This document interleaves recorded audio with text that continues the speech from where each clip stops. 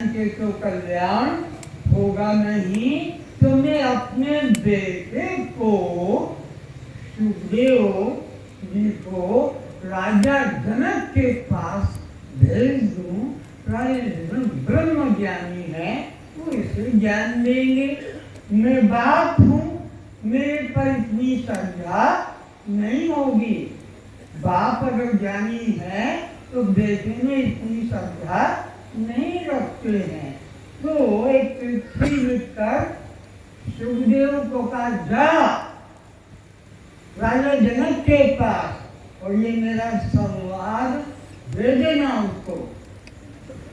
सुखदेव आए राजा जनक के पास, वो चिट्ठी भिजवा दी। खुद अंदर नहीं गए महल में, वो चिट्ठी राजा जनक ने पढ़ी और कहा ठीक है। वो चिट्ठी किसने दी? व्यास जी के बेटे ने। उसको कहा बोलो वो वही खड़ा है, वो वही खड़ा रहे, हम मिलेंगे। याद रखना 7 दिन वही खड़ा रहा वो सुखदेव, 7 दिन तक वही खड़ा रहा। जनक ने अपने कर्मचारी को कहा, जाकर देखो वो व्यास का बेटा आया था, वो खड़ा कि भाग गया। 7 दिन और उसने जाकर उस जनक के आदेश से उसको देखा और आकर कहा, महाराज वो 7 दिन में जैसे उसका रूप था, अब तो कई गुना अधिक चमक रहा है, उसके अंदर और ज्यादा तेज है। तो जनक ने कहा उसे महल के अंदर ले आओ।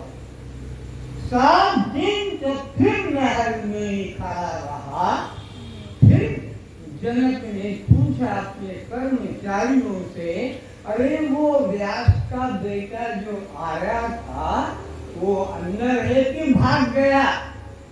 बोले महाराज वो अंदर तो आया, पर जैसा उसके शरीर पर तेज था उससे तो और ज्यादा तेजवान दिखाई पड़ रहा है, तो वो अंदर है। तो जनक ने कहा उसे हमारे राजमहल में भेज दो, हम वहां मिलेंगे। इस तरह 7 दिन तक वो रानियों के महल में रानियों के साथ रहा। फिर रानी को बुलाकर पूछा, ए देवी, अरे वो जो जनक का वो व्यास का बेटा आया था वो वहां है या भाग गया? बोले महाराज वो जो अंदर आया वो तो बहुत ज्यादा तेजवान है। इस तरह से उसको कहा। तो अब उसको कहा कि भेजो हमारे पास, और उसने एक कमरा दिया और इस पे तुम रात भर रहोगे, और रानियों को भी साथ में दे दिया, इसको भी ले जाओ और हम तुम्हें उपदेश देंगे। इस तरह रानियों ने बहुत चेष्टा की उसके मन में प्रेम जगाने की, और उसके मन में प्रेम भाव किंचित भी नहीं जगा। तो रानियां तो चली गई और सुबह हुआ, उससे कहा अब तुम्हें उपदेश करेंगे।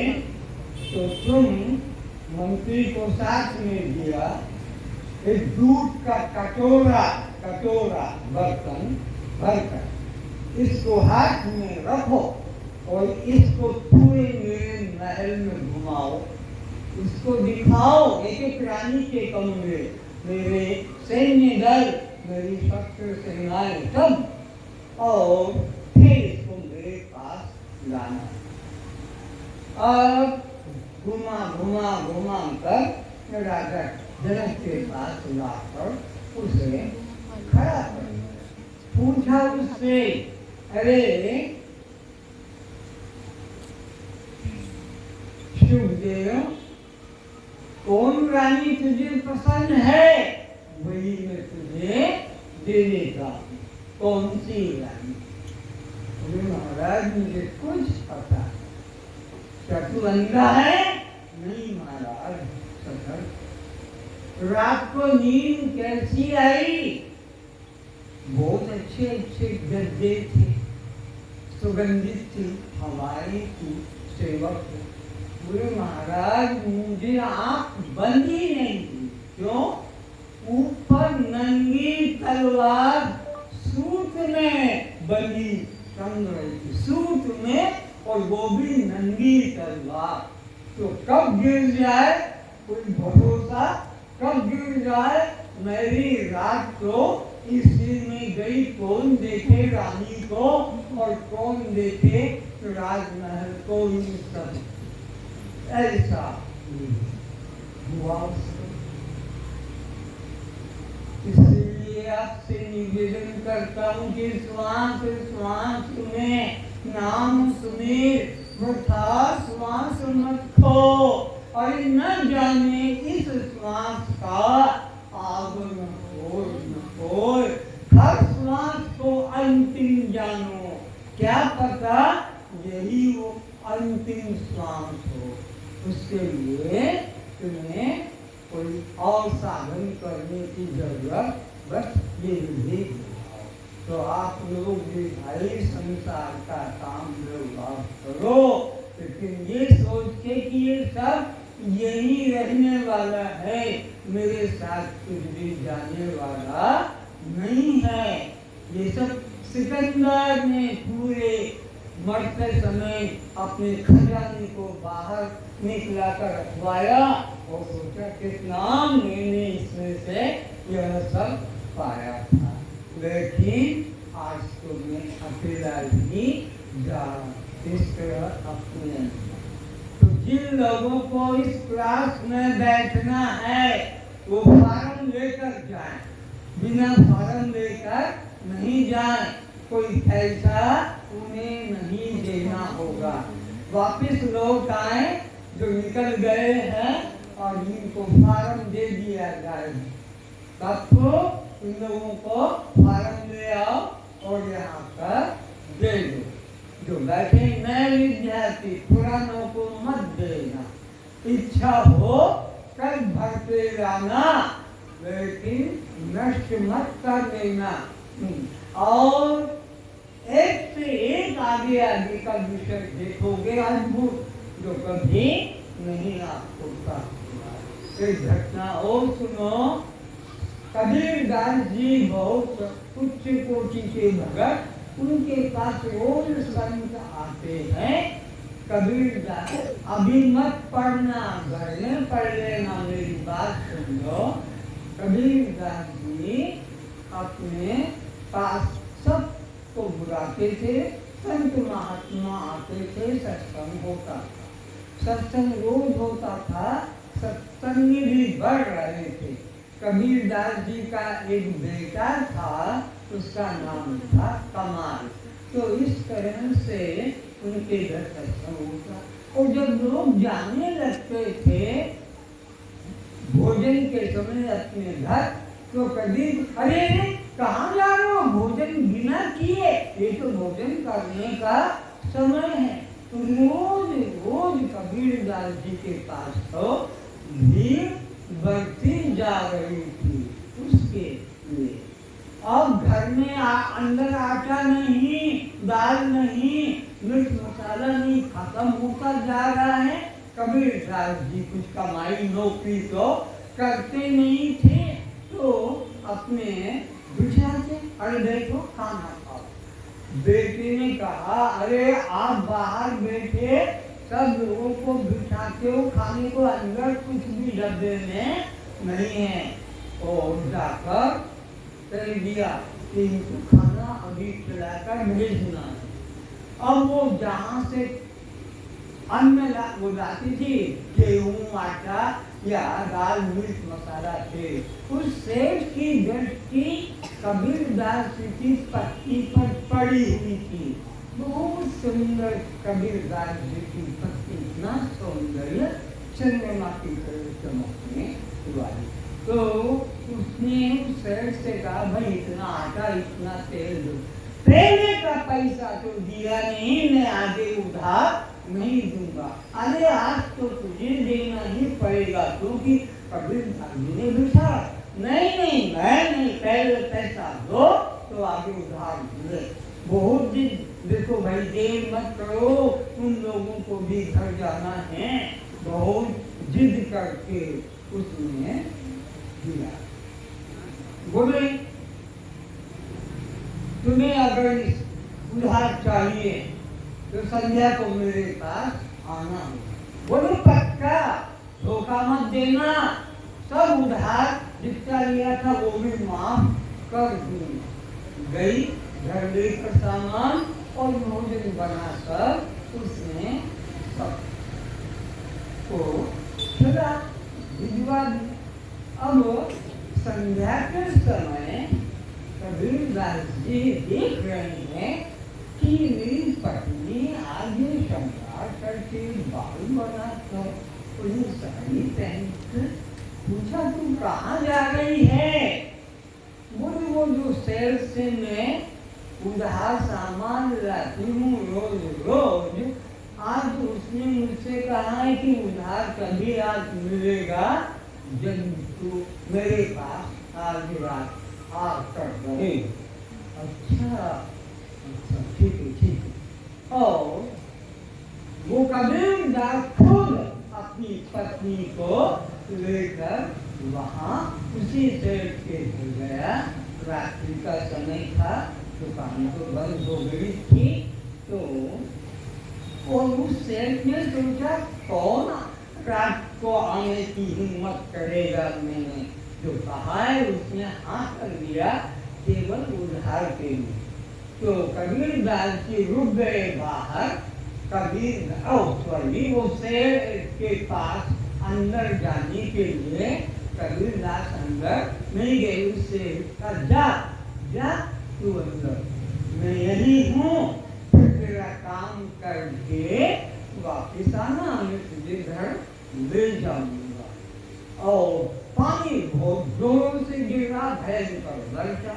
तो सेठ तो सोच गया कि क्या आएगी वो और मुझे धोखा दे रही है, लेकिन पानी जोर से ही गिर रहा है।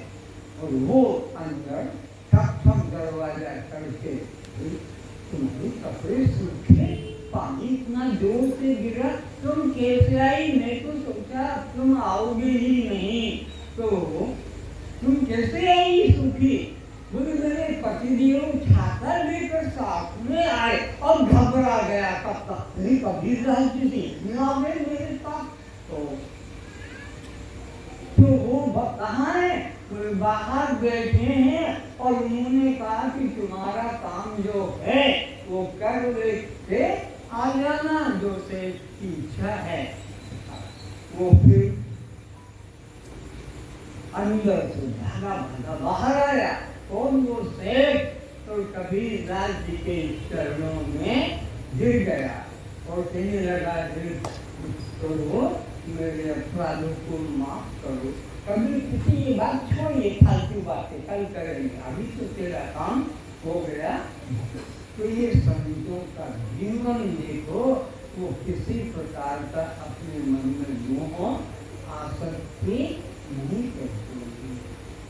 तो वो विचार आपके अंदर लाना है कि संतों के प्रति कभी अश्रद्धा नहीं करना चाहिए। संत साक्षात परमात्मा का ही रूप होते हैं। अब आप तो जो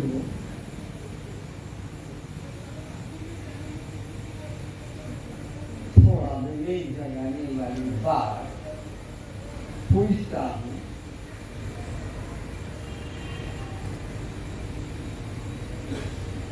आप जड़ हैं या चेतन? चेतन। तो जरा जड़ वस्तुओं के नाम बताओ, जड़ किससे कहेंगे?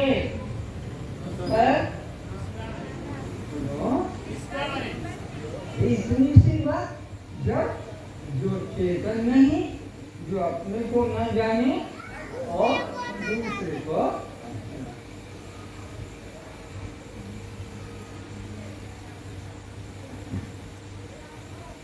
तो चेतन वस्तु के नाम तो बताओ कितने हैं? उत्तर जल्दी बोलो।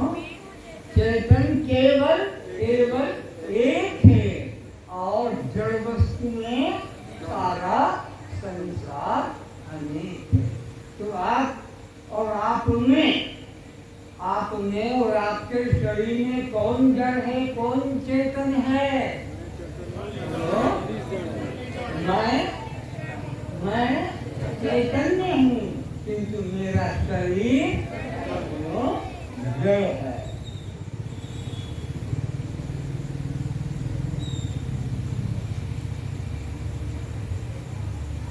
तो फिर आत्मा के क्या क्या स्वभाव हैं? आत्मा की पहचान कौन क्या है? 4। शस्त्र से,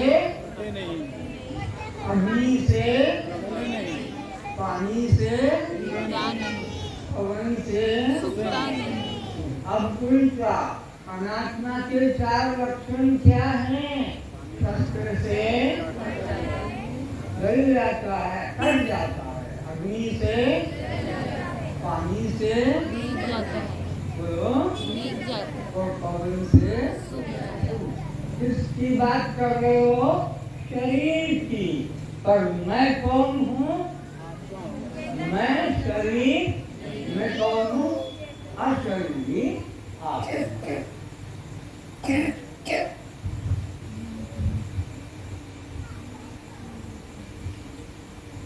आत्मा और परमात्मा में कितनी दूरी होती है? आत्मा और परमात्मा दो तत्व, दो वस्तु नहीं है। बर्फ पानी से कितना दूर रहता है? बर्फ पानी से कितना दूर रहता है? कभी वह अलग एक ही है। तो आत्मा और परमात्मा में क्या दूरी है? बोलो। एक ही वस्तु को दो नाम, व्यक्ति में आत्मा, समष्टि में परमात्मा। एक दृष्टि से स्वर्ण अलंकार में क्या भेद है? बोलो। स्वर्ण और अलंकार में कितनी दूरी है? एक ही है। हजार अलंकार बना दो, स्वर्ण से कभी अलग। माठिया और मिट्टी में क्या दूरी है? माठिया मिट्टी में दूरी। हजारों माठिया मकान मिट्टी के बना लो और मिट्टी में कोई भेद।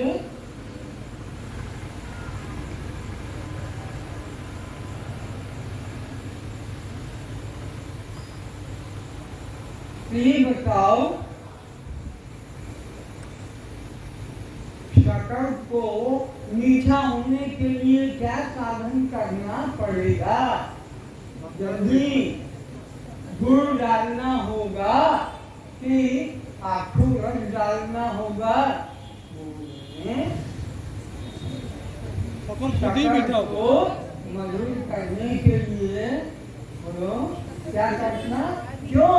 उसका स्वभाव। तो अग्नि को उष्ण करने के लिए क्या करना होगा? कुछ साधन करने की स्वभाव है।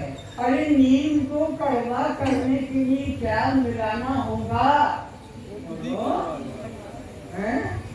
नीम को कड़वा करने के लिए कुछ मिलाने की जरूरत मध्य को मेरे को भी याद है। तो नीम को कड़वा करने के लिए कुछ करने की क्यों? उस स्वभाव उसका कड़वा है। अरे नींबू को खट्टा करने के लिए किसको मिलाओगे? नहीं। अच्छा, तो फिर ये विचारना होगा कि मुझे मुक्त होने के लिए क्या करना होगा? बोलो, ये तुम्हें पकड़ने की बात है। मैं नित्य मुक्त हूँ। मुक्त मेरा स्वभाव, स्वभाव जिसका है उसको पाने के लिए तो साधन करने की जरूरत। मंत्रमाला, पूजा पाठ, तीर्थ व्रत करते करते बूढ़े होकर मरते चले जाओ, मर जाओगे, फिर परमात्मा नहीं मिलेगा। क्यों? परमात्मा तो तुम्हारा स्वभाव है, आत्मा का स्वभाव भी परमात्मा है। ये दो तत्व नहीं जिसको पाने के लिए साधन करना पड़े। आप जड़ क्यों नहीं है? वो तो जल्दी से आप जड़ क्यों नहीं? क्योंकि मैं चेतन हूँ, मैं चेतन हूँ। नहीं बच्चे के जड़ होगा वो अपने को भी नहीं जानता और दूसरे को भी नहीं जानता। तो आप अपने को चेतन क्यों मानते हैं? कैसे मान लेते हैं? हम तो कहते हैं तुम जड़ हो, तुम चेतन अपने को क्यों मानते? हाँ, मैं सबको ये लक्षण है चेतन का कि मैं सबको जानता हूँ। चेतन भी तो इसलिए मैं जड़ नहीं, मैं क्या हूँ? अरे भाई तुम शव हो? तुम शव, तो शव क्यों नहीं हो? अब उत्तर निकालो। तो भी शव क्या होता है? निष्क्रिय, निष्प्राण और निर्जीव, ये उसमें लक्षण। तुम शिव कैसे हो?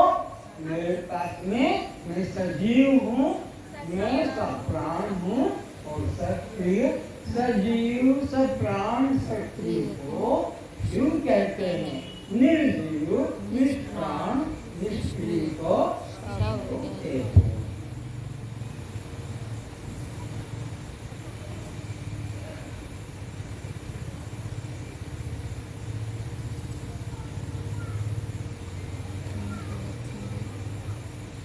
आप अपने को शव क्यों नहीं मानते? बोलो। क्योंकि मैं सक्रिय हूँ, मैं चैतन्य हूँ, शक्ति हूँ, क्रिया जो होती है मेरे द्वारा।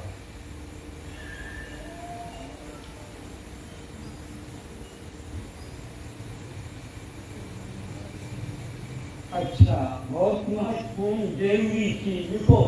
साधन चतुष्ट, गुरु को पास जाना है तो हमारे पास में 4 चीजें चाहिए। साधन चतुर्थ नोट करो। विवेकी व्यक्ति के पास में क्या क्या?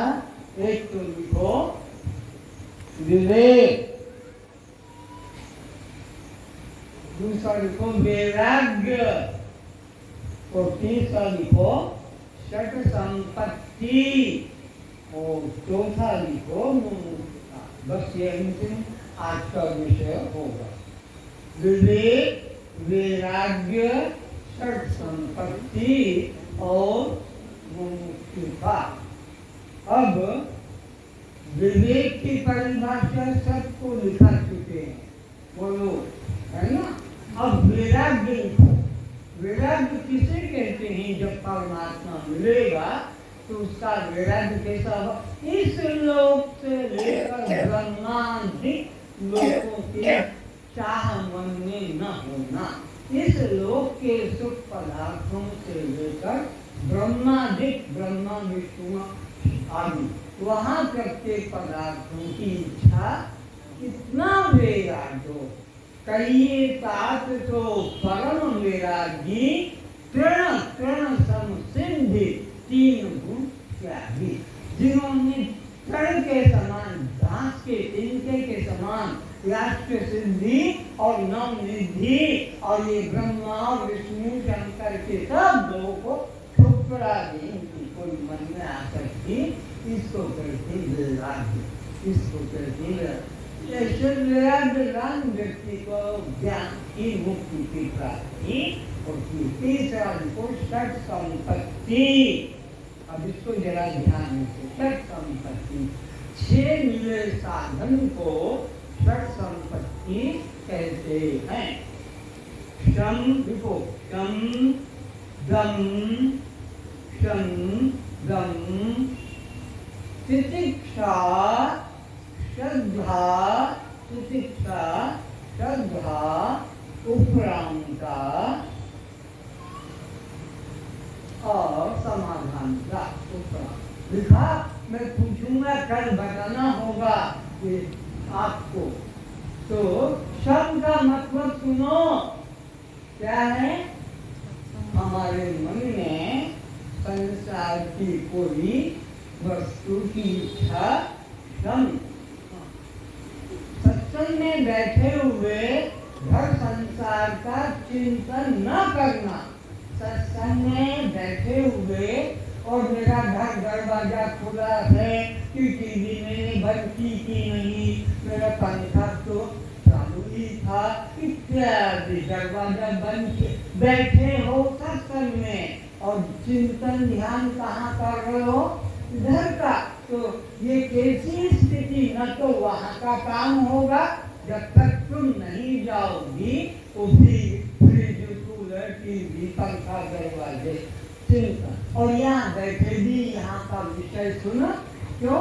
मन तुम्हारा, तो इसलिए मन के द्वारा यहाँ से सत्संग से हटकर संसार में न जाना। आया समझ? इसको क्या कहेंगे? सुन। तो वो पूरा पूरा सुन पाएगा। अब देखो दम, दम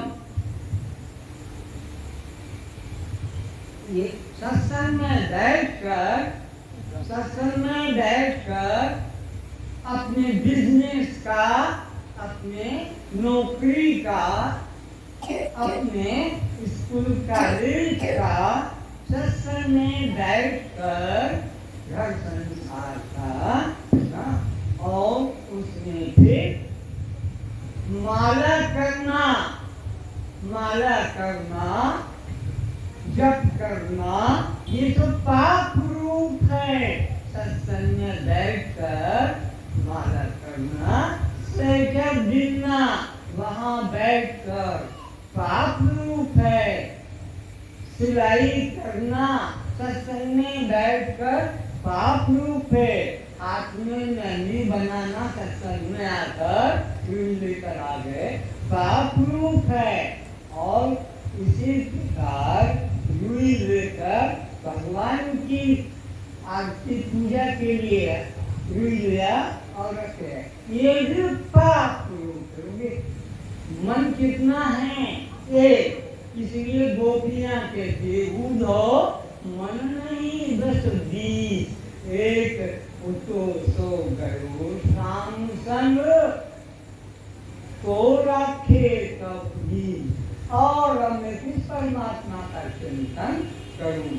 एक तो परमात्मा है, ये होना जरूरी है। तो राम एक और पाए, मुक्ति की इच्छा भी ना करना, मुक्ति की इच्छा भी नहीं करना। ये 4 बातें जिनके पास होती है वो ज्ञान के अधिकारी होते हैं। शेष पर कल करेंगे। आप सभी लोगों के चरणों में मेरा प्रणाम। आपने इस सत्य को आज सुना भी, आंखों से देखा भी, और कल आपको अभी इससे ज़्यादा तत्व करता और